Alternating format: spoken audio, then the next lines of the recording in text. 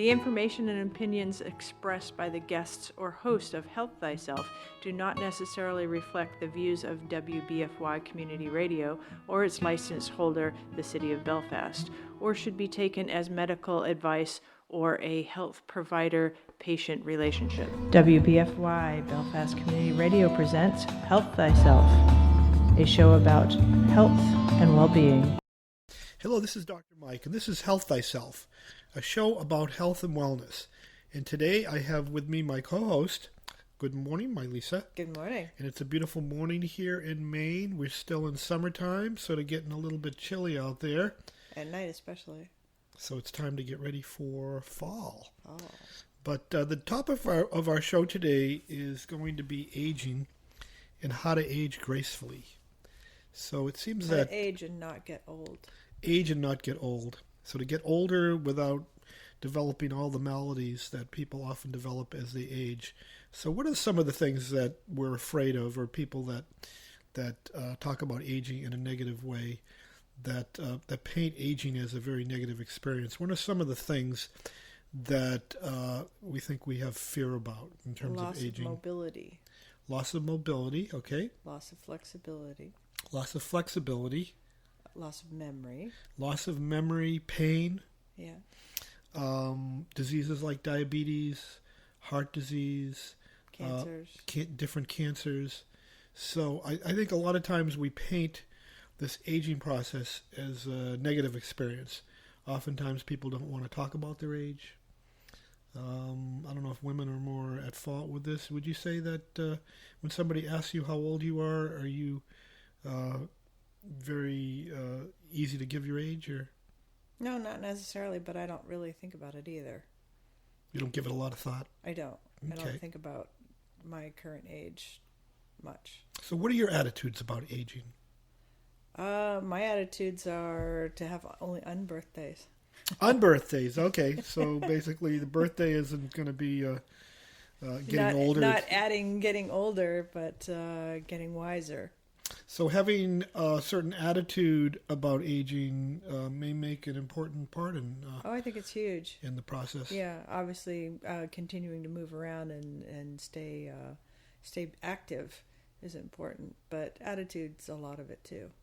So from a physiological point of view, we'll kind of talk about aging from a physical point of view, from a Chinese medicine point of view, and also on some of the studies that have been done on people that have lived the longest and are the healthiest in the world, which is called the Blue Zone.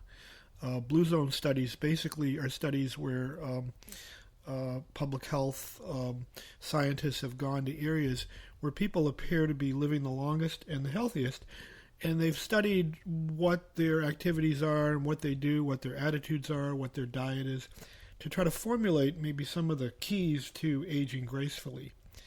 But before we do that, let's talk a little bit about just the physiology of aging. So if we think about the human body, genetically we're endowed with a certain makeup in terms of our DNA.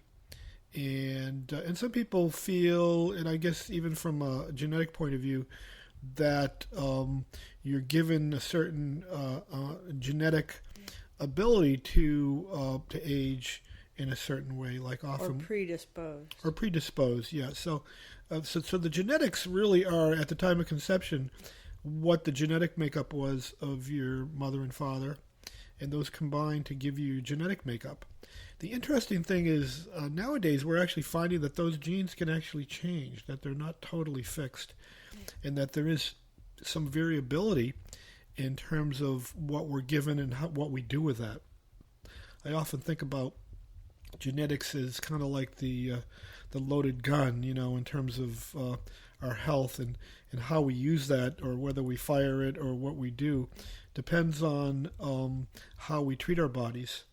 And whether we address those issues or just kind of take them as this is what's happening and this is what's going to happen, and don't do anything about it and let it change your life in a negative way. Or expect that it's going to happen. Yeah. Because oftentimes, if you know that your father or mother died at a certain age of a certain disease, and you've got that in your mind, sometimes there's fear as you approach that particular age. Or the that it's black balloon syndrome, or the rocking chair, or any of the other things that come with So the visualizations of getting older.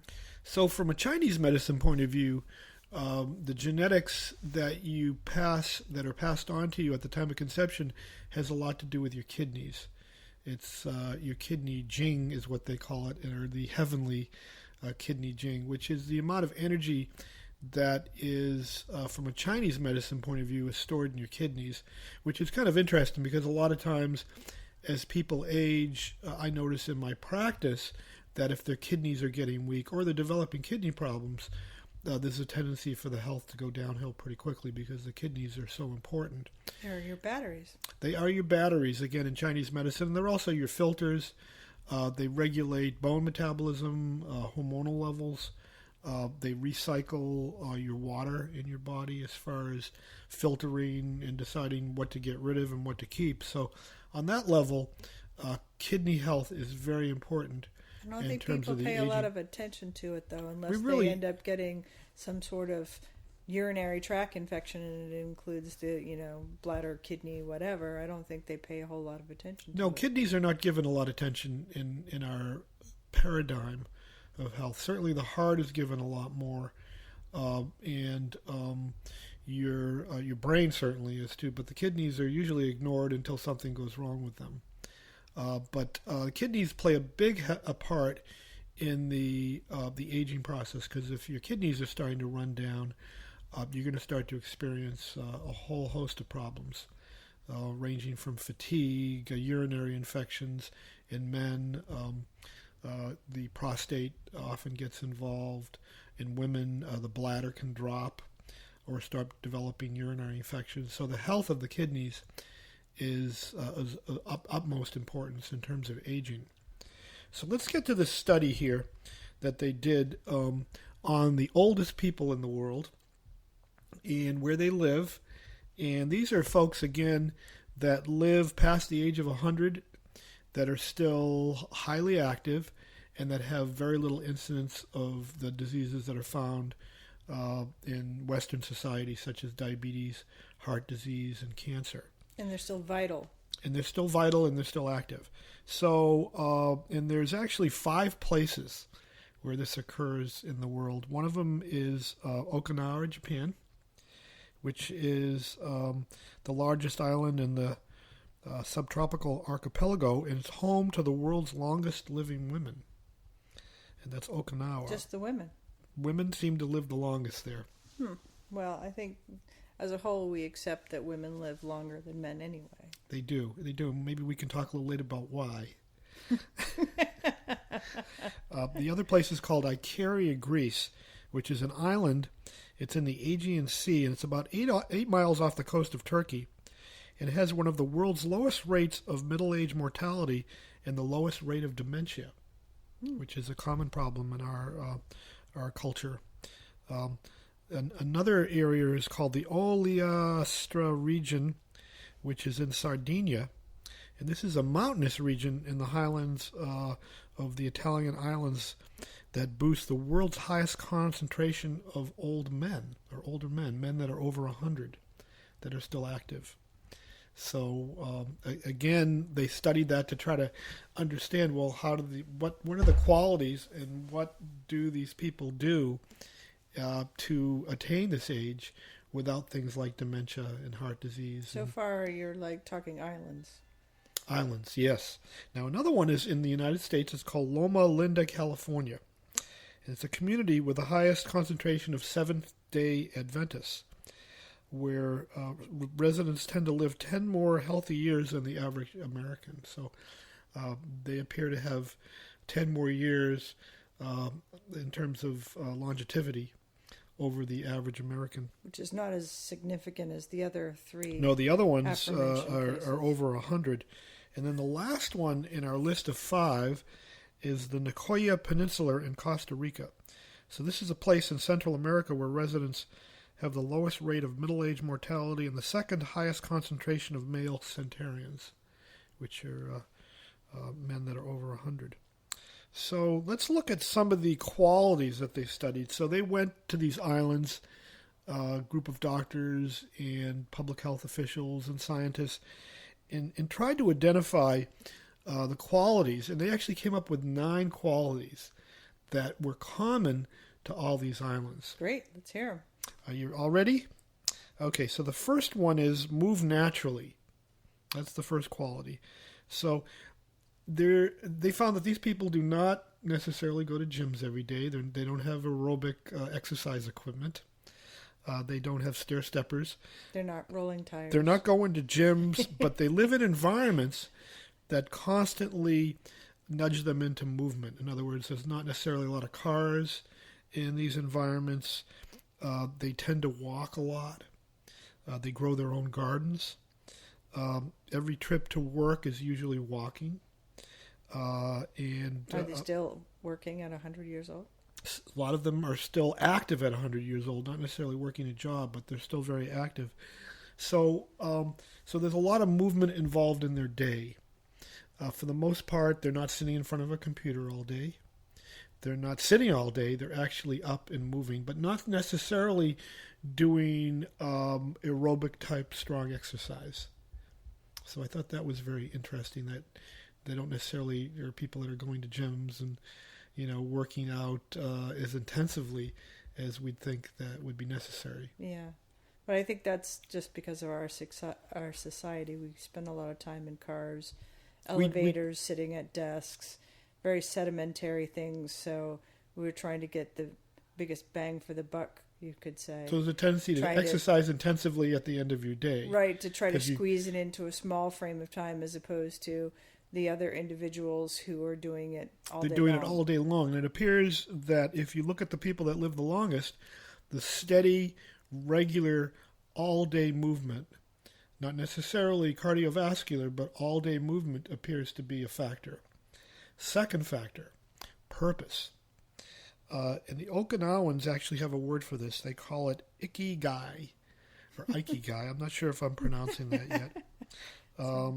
Sounds kind of funny. But it basically, that translates into why I wake up in the morning. Okay. Why I wake up in the morning. Yeah. So that's kind of important. Yeah. Like, why are they getting up? And that's called purpose.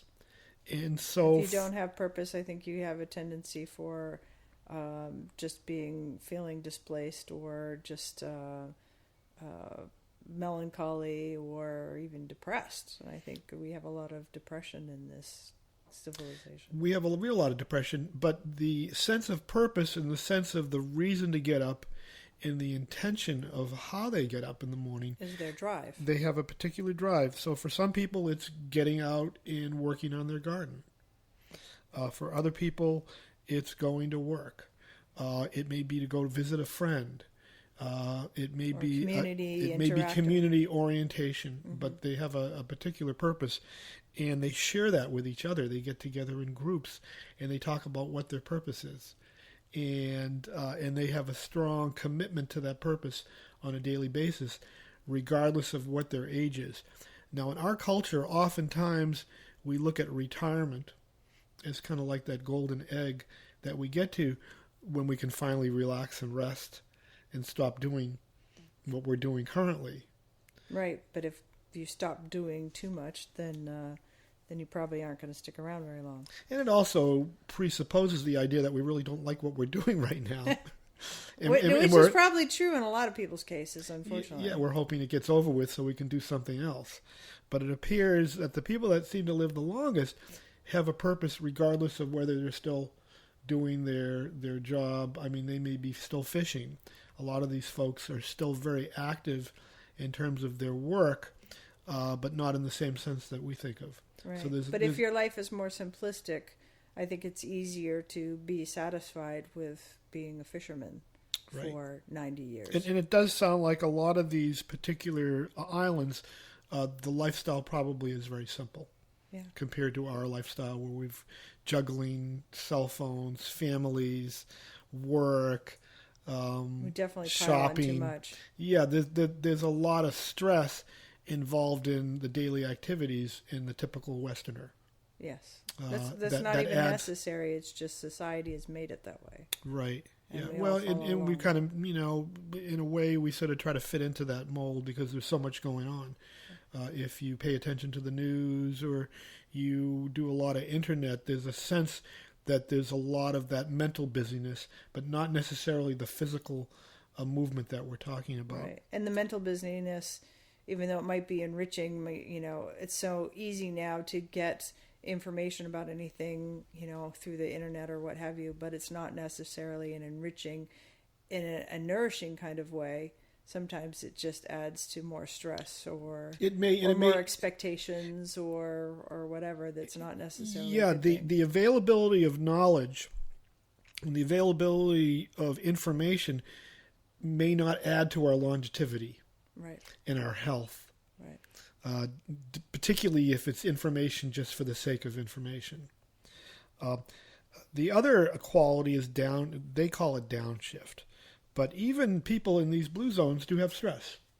I mean, all because you live on an island somewhere in the Caribbean where it's warm and the water is lapping against your feet and you can eat coconuts. There's still a certain amount of stress involved. So this can lead, and we know now, and we've talked about this, how stress leads to chronic inflammation, which we can characterize as things that accelerate aging. And inflammation in the stress connection lead to most chronic age-related diseases. Right. So, or chronic diseases, I don't know if they're necessarily all age-related. Right, but chronic stress can cause the body to age quicker. Over I think time, we can all yes. agree to that. Yes, definitely. It can also accelerate certain disease processes. I think people would agree, and doctors, I think to some degree, would agree that stress plays a part in heart disease, and plays a part in cancer, and plays a part in arthritis, and a lot of our physical maladies that relate to the inflammatory process. So even the world's longest-lived people have routines to shed stress. So if we think of stress as something that can accumulate in our body, almost from an energetic point of view, where it's an energy that gets trapped in the body, these folks have ways to get rid of that. The Okinawans take a few minutes every day to remember their ancestors. The Adventists pray. They use prayer. The Acarians take a nap, and I kind of like that one. I'm a big fan of napping to recharge yourself and to reduce stress, even if it's for a short period of time. It doesn't have to be a long nap. A 15, 20-minute nap during the day, I think, can be very stress relieving. And rejuvenating. Rejuvenating as well. We also know that getting together with other people to talk and converse. I think women are probably better at this than men to a certain degree. Oh, I've seen plenty of groups of men doing their little circle group. Yes. Yeah. The guys who meet for coffee. Sure. Right. Okay, well, maybe that's just a stereotype.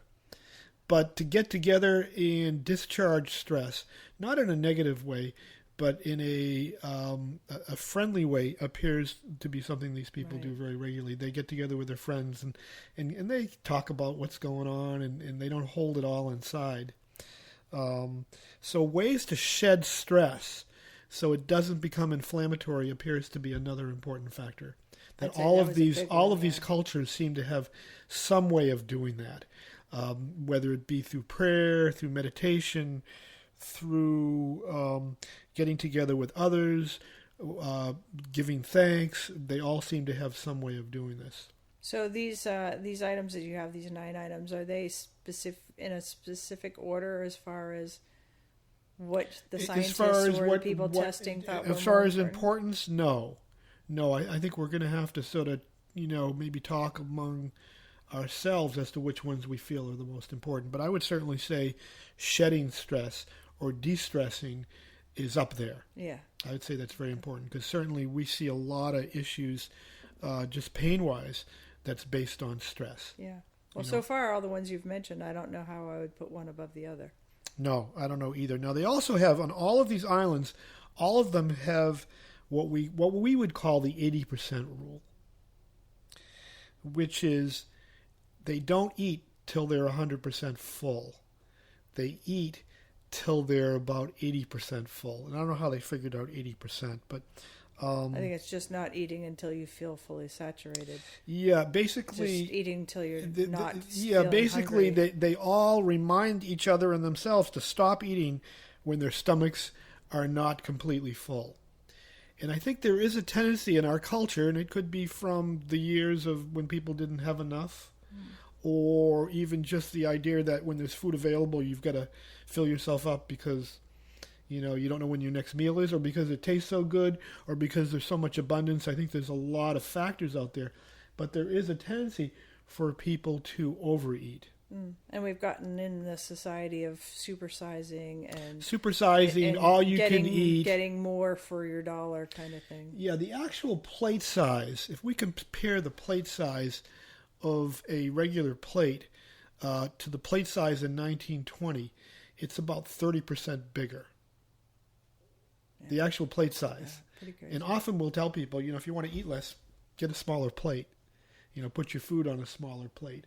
But basically, all of these cultures don't eat until they're totally saturated.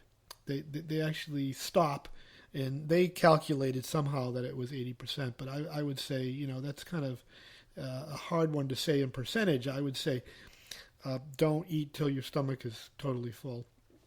Bunch of different reasons. One of them is that the more we eat and our stomach is totally full, the more our stomach stretches. Right.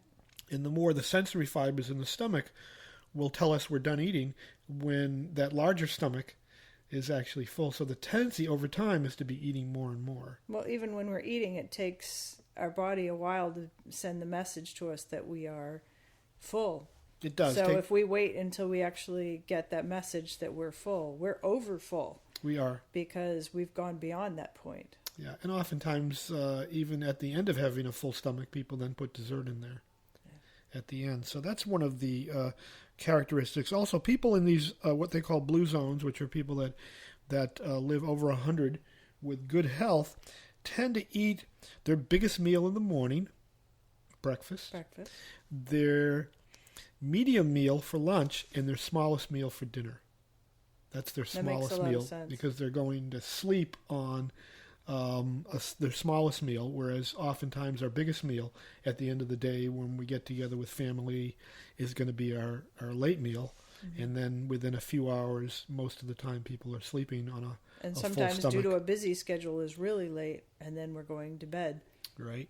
Shortly after we've eaten, which is, as we all know, not a good idea. Yeah. Now, this other one, which I find interesting, is drinking wine or some kind of alcohol. That's interesting. And people that like their wine and their alcohol are going to like this one. And there have actually been some studies on this. And again, we don't advocate drinking a bottle of wine every night. I was going to say, not in large amounts, I'm sure. But people in all the blue zones, including the Seventh-day Adventists, drink alcohol, in, I would say, moderate amounts, 2 to 3 glasses a day. Moderate, yeah. And they tend to outlive the non-drinkers. So for those of you that like having your glass or 2 of wine a day, basically... maybe part of that is a stress reliever. It is, and I think the tendency in our culture is to wait maybe till the weekend or till the end of the day and then to really put it to ourselves, to have those... 5 beers or the bottle of wine or the hopefully not. But I just think the tendency is to overdo that. But what they're saying with this is that a moderate amount of fermented, like wine and your fermented alcohols with the meals are actually help them live longer. And I think there has been some studies on that, but certainly we don't advocate anybody overdoing that particular one. We've heard about the red wine studies. Yes. Another quality is the right tribe. And right tribe means that these different cultures have support groups of at least 5 friends or 5 people that commit to each other for life. That they have groups of friends that are bonded to each other, that are there to support you in your life. and they're together for life, Right. for their lives. So Yeah, there's a that's strong nice. there's a strong commitment to having these inner circles that they find that basically help, particularly in older age, to offset this sense of loneliness that I think a lot of people are afflicted with as they get older, Yeah. as they see their friends, passing away, or they Or feel like moving away. or moving away. So basically, this sense of, and this ties into the community, which they actually list as a separate one, but having that sense of community and people around you and feeling like you're part of a community seem to be very important, particularly in terms of feeling that you're loved. And in fact, there are, if I would say priority wise, they actually list three areas out of those 9 that are based on community and feeling part of the Yeah. community. These folks are not, That's interesting. they're not on islands by themselves. They're not totally isolated. They're not living alone in terms of without neighbors and friends. Oftentimes, part of the day is to go and visit friends and to commune and to have food and have a little wine and walk to their houses, and because the communities are pretty closely connected. So that sense of community, and it's not necessarily based on a denomination either. It's not necessarily based on the community being Christian or Buddhist or a particular faith-based, but it does appear to be that it's important to have some kind of community that they're involved with, and they calculated that this adds up to 14 years of life expectancy. So the sense of community and the sense of belonging, and whether it be belonging to a church or a synagogue or a temple or a meditation circle or something on that level, appears to be important. Having faith. And then diet. Diet plays a big part. If you look at their diets, there's certain attributes of their diets. Most of their diets are based on a vegetable diet. They do eat meat 2 to 3 times a week, but usually in very small servings. They say that the servings are usually the size of a deck of cards. I don't know if that's a cut deck of cards or a whole deck of cards, but very small servings of meat, usually lean meats, but high emphasis on vegetables, particularly beans, including fava beans, black beans, soybeans, and lentils, and all vegetables, and a lot of them grow their own foods. So these vegetables and foods that they grow have not been GMO modified or sprayed with insecticides or pesticides. They're usually organic, utilizing the resources that are available to them that are close by. And again, the way they eat is interesting, where again, they don't eat till they're totally full, but they leave room, and so their metabolisms tend to be a lot faster because they're not having that huge meal at the end of the day. Right. It's not bogged down by heavy meats and saturated fats and things that our body don't recognize as food. Things that have been altered and changed in their composition. Right. So it's kind of as a summary, in these zones where people seem to be living the longest, it looks like they have an environment that has a community, that has things that nudge you in the direction of exercise, because a lot of times there isn't a lot of constant movement, and good quality food. Probably the air quality is good. They have ways of relieving the stress that they could accumulate in their bodies. So lots of qualities that we can probably work on and talk about in future episodes. Now, just putting it out there, if anybody listening out there is older, in good health, we'd love to have you on the show. You know, if you're 85 years old or older, get in touch with us at Health Thyself. That's health, HEALTHTHI, self, SELF, one word, and you can find us on Facebook. And we'd love to have you on the show. This would be a great subject to do a series on. I think we've talked about it a little bit before. There's a lot of other things that I'd love to talk about in terms of aging gracefully. And I don't know if there's anything you'd like to add, but we're at the end of the show. Yeah, I think that was great. I think that was great too. And we'll see you again next Saturday at 3 o'clock. So from Dr.MIke and Mylisa, have a great weekend.